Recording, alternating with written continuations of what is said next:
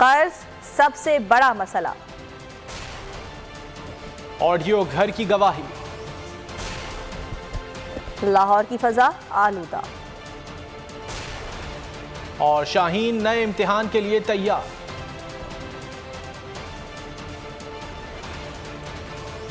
ये सभी खबरों का हिस्सा होगा, लेकिन सबसे पहले आपको ये बताएं कि वज़ीर आज़म इमरान खान ने कर्ज को मुल्क का सबसे बड़ा मसला करार दे दिया। कहा, मुल्क चलाने के लिए पैसा नहीं, मजबूरन कर्जा लेना पड़ता है। टैक्स कलेक्शन मुल्क की सिक्योरिटी का मसला बन चुका है। इतने कर्जे लेने के बाद भी मुल्क में कोई डैम नहीं बना। कर्ज लेने वालों को सजाएं होनी चाहिए। FPR के ट्रैक एंड ट्रेस सिस्टम की इफ्तिताही तकरीब से खिताब में वज़ीर आज़म ने कहा कि रेवेन्यू के हुसूल में FBR का बड़ा किरदार है। टेक्नोलॉजी से शफाफियत आएगी। मुल्क में टैक्स कलेक्शन 8,000 अरब होनी चाहिए। माजी में हमारे मुल्क में कोई टैक्स कल्चर ही नहीं बना। जब आवाम को मालूम होगा कि उनका टैक्स मुल्क पर लगेगा तो वो टैक्स देंगे।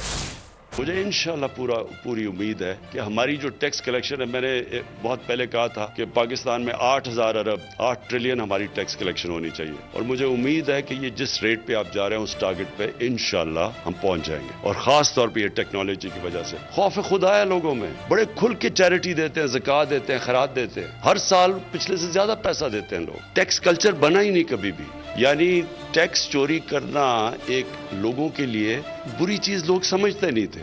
हम ऐसे चल ही नहीं सकते आगे। अब एक कर्जे ले लिए इतने पिछले 2008 से और 2018 के बीच में 4 गुना ज्यादा पाकिस्तान का कर्जा बढ़ा।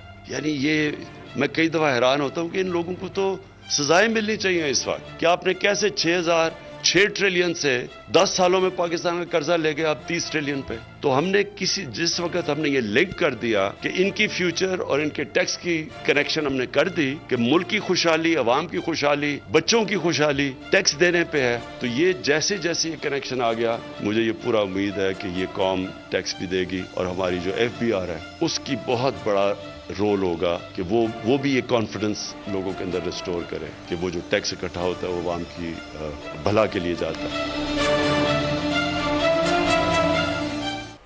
PDM ने साबिक chief justice Saqib Nisar audio मामले पर सख्त मौक़िफ़ अपनाने का फैसला कर लिया। मौलाना फजलुर रहमान का कहना है कि PDM का सरबराही इजलास 6 दिसंबर को इस्लामाबाद में होगा। अहम ऐलानात किए जाएंगे, तजावीज़ पेश की जाएंगी। राना शमीम का बयान हलफी और साकिब निसार की ऑडियो घर की गवाही है। अदलिया को अपने किरदार से दोबारा एतमाद कायम करना होगा। मौलाना फजलुर रहमान ने पार्लियामेंट के मुश्तरका इजलास में क़वानीन की मंजूरी को आइन की खिलाफ वर्जी करार देते हुए कहा कि कानून साजी करके हुकूमत ने इलेक्शन कमीशन पर हमला किया। पाकिस्तान के अवाम को जबर से निजात दिलाने के लिए हतमी और आखिरी फैसले की तरफ बढ़ेंगे। PDM का सरबराही इजलास 6 दिसंबर को दोबारा हो। PDM में शामिल तमाम जमात मुशावरत के बाद कुछ तजावीज़ मुरतब करेंगी। वो तजावीज़ 6 दिसंबर के इजलास में पार्टी सरबराहान के सामने पेश की जाएंगी। और हाल ही में गिलगित बल्तिस्तान से राना शमीम साहब का बयान हल्फी और अब जो कल परसों साकिब निसार साहब का ऑडियो आ चुका है, अपने घर की गवाहियां, इस हवाले से जो अदालत पर सवालात उठे हैं, हम बड़े दुखी दिल के साथ ये समझते हैं अपने इस मकाम को उन्होंने अपने किरदार से दोबारा हासिल करना होगा। हम ओवरसीज़ पाकिस्तानियों को पाकिस्तान का असासा समझते हैं। इस हवाले से PDM ने फैसला किया है उनको पार्लियामेंट में नुमाइंदगी देने के लिए हम खुद इसके ऊपर आईन और कानून की रोशनी में काम करेंगे और इसका खुद तरीक़ाकार हम मुतय्यन करेंगे। हुकूमत का मुतय्यन करदा तरीक़ाकार धांधली की एक नई राह हमवार करनी, हम इस प्री और धांधली को मुस्तरद करते हैं। इसी हवाले से बात करेंगे। हमारे साथ मौजूद हैं सीनियर सहाफ़ी और एडिटर इन चीफ बोल न्यूज़ नज़ीर लगाई साहब। लगाई साहब, बहुत शुक्रिया आपके वक्त का। लगाई साहब, PDM के इजलास तो काफ़ी होते हैं लेकिन कोई फैसला सामने नहीं आता, नतीजा सामने नहीं आता, क्या वजह समझते हैं आप? असल में PDM कंफ्यूज है। PDM डील के तरफ जाते हुए फिर रास्ते में कहीं रुक जाती है। उसकी एक हद तक डील हो चुकी है। मेरे ख्याल में डील जो है वो मेरे ख्याल उसमें ये तय पाया है कि गो मगो की कैफियत रखी जाए और लोगों को तजब्जुब में रखा जाए। अगरचे इनके नंबर पूरे थे, उस वक्त पंजाब असम्बली में एक वक्त ऐसा आ गया था कि ये पंजाब हुकूमत को ख़त्म कर सकते थे। ये वक्त भी आ गया था कि वफाक में भी तब्दीली ला सकते थे, लेकिन वो इस बात के लिए तैयार नहीं थे। उनका ख्याल ये था कि अगर इन हालात में तब्दीली आती है तो जो कुछ इमरान खान को करना पड़ रहा है वही कुछ हमें करना पड़ेगा। और वो चाहते हैं कि जितना कचरा, जितना गंद, जितनी मुसीबत आ रही है वो सारी की सारी जो इमरान खान ही उसको भुगतें और उसी को फेस करें, और बाद में हम कहें कि देखा कि नाअहल और नाकारा आ गए थे और वो इसको उन्होंने मुल्क का बेड़ा गर्क कर दिया। असल में सूरत हाल बहुत ख़राब हो चुकी है, माशी सूरत हाल बहुत ख़राब हो चुकी है। इंटरनेशनली हमें आइसोलेट किया जा चुका है और उसमें मेजर कसूर बहरहाल मौजूदा हुकूमत का है। मौजूदा हुकूमत ने पाकिस्तान को बहुत बड़ी मुश्किलात का शिकार कर दिया है, लेकिन सारी कुव्वतें मिलकर इस सूरत हाल का सामना कर सकती थी। जो हमारे मुंतखब नुमाइंदे थे उन्हें बहरहाल ये काम करना चाहिए था, लेकिन उनके असरात कम से कम होते गए। गैर सियासी कुव्वतें ज़्यादा ताकतवर हो चुकी हैं और वो भी मुल्क के लिए बेहतरी के लिए कुछ भी नहीं कर पा रही हैं। सब अपने इदारा जाती। तो लगारी साहब ये फरमाइएगा कि आइंदा आने वाले दिनों में आप सियासत के रुख की जानिब जाते हुए देख रहे हैं, और ख़ुसूसी तौर पर अगर इस हुकूमत की बात की जाए तो वज़ीर आज़म की तब्दीली की जानिब जो माहौल है वो जा रहा है या फिर हुकूमत की तब्दीली की जानिब जा रहा है? देखिए, ये दोनों चीज़ें सामने हैं। एक बात ये है कि विद इन पार्टी जो है अगर तब्दीली आ जाती है तो उससे ये मज़ीद 1-1.5 साल को निकाला जा सकता है और नई मुद्दत के इंतखाबात नहीं कराने पड़ सकते हैं या नया इलेक्शन नहीं कराना पड़ सकता है। लेकिन उसके लिए अभी तक सिर्फ 2 ही उम्मीदवार सामने हैं और दोनों जो हुक्मरान पार्टी है या हुक्मरान इत्तेहादी हैं उनसे वसीत और मुशावरत का सिलसिला शुरू नहीं हुआ है। सरेदस्त तो ये है कि जी मखदूम शाह महमूद कुरैशी और परवेज खटक में से किसी एक को लाया जाए, लेकिन जितने भी लोगों को तब्दील किया जाए सूरत हाल में कोई बड़ी तब्दीली आने की नहीं है। ये चेहरों की तब्दीली होगी और चेहरों की तब्दीली से कुछ नहीं होता। ये बात बिल्कुल तय है कि मौजूदा हुकूमत ने बदतरीन हद तक लोगों को मायूस किया है, लेकिन अपोजिशन ने उससे ज़्यादा मायूस किया है। अपोजिशन अवाम के साथ नहीं खड़ी है, लोगों के साथ नहीं खड़ी है। वो अपना एक ख़ास किस्म का तर्ज अमल अख्तियार करके ये कहना चाहती है कि हमें इस सूरत हाल से बहुत तशवीश है, लेकिन इस सूरत हाल को तब्दील करने के हक में अपोजिशन भी नहीं है। और अपोजिशन के खास तौर पर PDM बिल्कुल इस मामले में कुछ भी करने को तैयार, धांधली हो गई है। हम इस हुकूमत को नहीं मानते हैं, इस हुकूमत के साथ हमारा नहीं गुजारा होगा, ये हुकूमत बिल्कुल नाकारा है, ये नालायक है, लेकिन हम भी कुछ नहीं करेंगे। ये है इस PDM का तर्ज अमल, और PDM इसी सिलसिले को जारी रखना चाहती है मजीद, और इसमें मजीद नुकसान। ठीक है, मुल्क की मौजूदा सियासी सूरत हाल के हवाले से नज़ीर लगारी साहब आप अपना तज्जिया दे रहे थे, बहुत शुक्रिया आपका। वज़ीर आज़म आज मेगा कन्वेंशन में नौजवानों से खिताब करेंगे। नौजवानों के लिए 4 नए प्रोग्रामों का आगाज़ करेंगे। 137 यूनिवर्सिटियों के 25 लाख तलबा के लिए कामयाब जवान मरकज़ कायम किया जाएगा। तलबा को career counselling, scholarships, job placement, business centre की सहूलियात दी जाएंगी। इमरान खान ने कामयाब जवान से मुस्तफ़ीद होने वालों को कन्वेंशन में बुला लिया।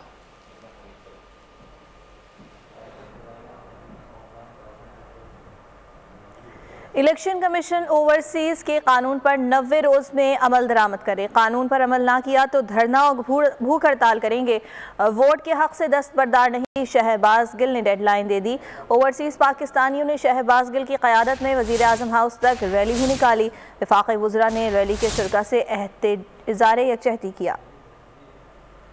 वज़ीर आज़म हाउस के सामने ओवरसीज़ पाकिस्तानियों की रैली, मामून ख़ुसूसी शहबाज गिल ने रैली की क़यादत की। वफाकी वज़ीर फवाद चौधरी, अली मोहम्मद खान, सरताजपुर और दीगर की शिरकत। फवाद चौधरी ने रैली से खिताब में कहा, नवाज शरीफ और फिलावर सरदारी फैमिली को हमारा शुक्रिया अदा करना चाहिए। अब बाहर रहने वाले पाकिस्तानियों को वोट डालने का मौका मिलेगा। अमली इक़दामात का आगाज़ कर दिया गया है और इंशाअल्लाह इन इंतखाबात में ओवरसीज़ पाकिस्तानी जो 90 लाख ओवरसीज़ पाकिस्तानी हैं उसको मैं मुबारकबाद देता हूँ कि अगली पाकिस्तान की सियासत का इंटेग्रल हिस्सा होंगे और उनकी वोट से अगली हुकूमत बनेगी।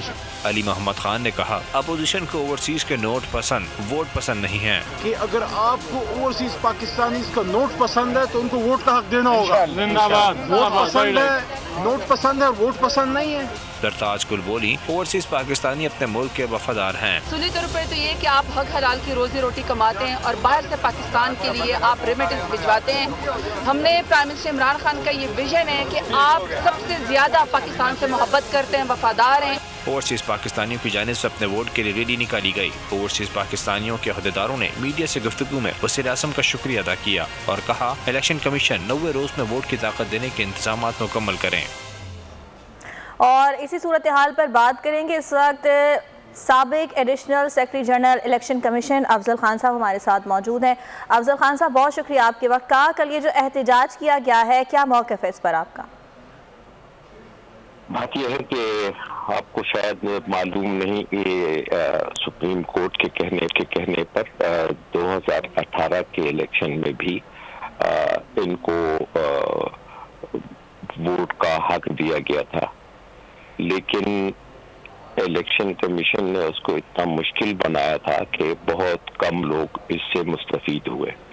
बात यह है कि ये पाकिस्तान के इंटरेस्ट में है कि जो पाकिस्तानी मुल्क से बाहर हैं वो पाकिस्तान के साथ, अपने घर के साथ, मेन लैंड के साथ, ये बेसिकली उनकी ज़रूरत हमें ज़्यादा है, उनको ज़रूरत हो या ना हो। पाकिस्तान के नेशनल इंटरेस्ट में है कि इन लोगों को आसान तरीके से वोट का हक दिया जाए। बात यह है कि 2013 तक हम, बल्कि 2010 में एग्जैक्टली ये रिकमेंडेशंस स्ट्रांगली हुई और हम इस पे मुत्तफिक थे कि पाकिस्तान एक तो electronic voting and counting system पे जाए, जो भी लोग प्रिजाइडिंग अफसर और आरओ के साथ मिलकर रिजल्ट चेंज करें वो ना चेंज हो सके, डबल वोट ना डाला जा सके, बोगस वोट ना डाला जा सके, और इसमें धांधली के जो तरीके हैं जिसमें पैसा इस्तेमाल होता है, जिसमें मसल इस्तेमाल हो, जिसमें गुंडागर्दी होती है। आपने देखा होगा, आप कराची में थी कि कराची में कैसे होता था, इसी तरीके से ट्राइबल एरियाज में और दूर दराज इलाकों में अमूमन जहाँ पे कैमरा नहीं पहुंचता था वहाँ बहुत ही ज्यादा धांधली होती थी। तो उस पर इलेक्शन कमीशन ने बहुत सोच और विचार के साथ, और असेंबली में सोहरा इमाम कमेटी थी, उसमें दर्जनों मीटिंग्स हुई और उनको भी बताया गया। फिर इस दोनों चीजों पे सबने इकरार किया, सब इस पे राजी थे।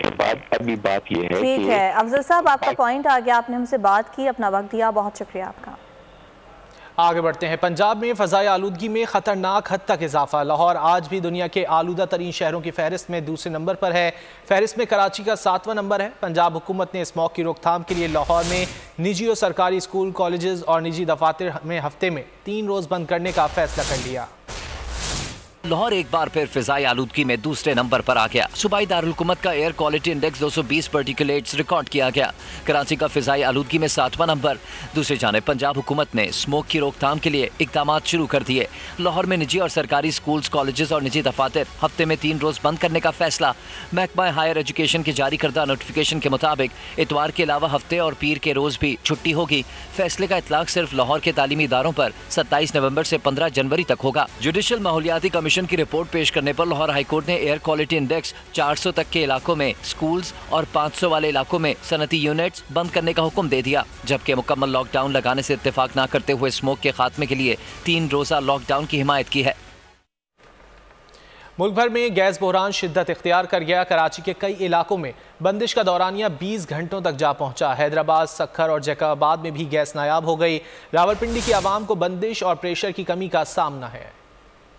गैस बहरान ने सर उठा लिया, खाना लकड़ियों पर तैयार किया जाने लगा। कराची में गैस की गैर एलानिया लोड शेडिंग ने अवाम का जीना महाल कर दिया। सुरजानी, न्यू कराची, नॉर्थ नाजिबाद, लियारी, उस्मानाबाद, खुरंगी, लांडी समेत दीगर इलाकों में बंदिश का दौरानिया 20 घंटे तक जा पहुंचा। शहरी गैस सिलेंडर खरीदने पर मजबूर हो गए। सनतों को भी गैस की फराहमी मुअत्तल कर दी। हैदराबाद में बंदिश ने शहरियों की जिंदगी अजीरन बना दी। खाना बनाने के लिए घंटों गैस का इंतजार करना पड़ा। सक्खर, जैकबाबाद, गुजरावाला, कल्लास समेत कई मकामात पर 3 से 4 घंटे गैस सप्लाई की जा रही है। गैस का कुछ पता नहीं है, कभी है कभी नहीं है, और इतनी परेशानी हो, अब सर्दी का जो है वो टाइम चल रहा है, इसमें नहाने की भी परेशानी, गर्म पानी से भी हम आ जाते हैं। गैस के हवाले से मैं सिर्फ यही कहना चाहता हूँ, पहले बिजली छीनी, फिर पानी छीना, अब ये गैस पे आ गए। गैस बिल्कुल है नहीं है, सुबह भी नहीं है, शाम भी नहीं है। रावलपिंडी में भी गैस बंदिश और प्रेशर की कमी का सामना, बच्चे और बड़े बगैर नाश्ता किए घरों से निकलने पर मजबूर। सब्सक्राइब करें और बेल दबाएं ताकि कोई खबर रह न जाए।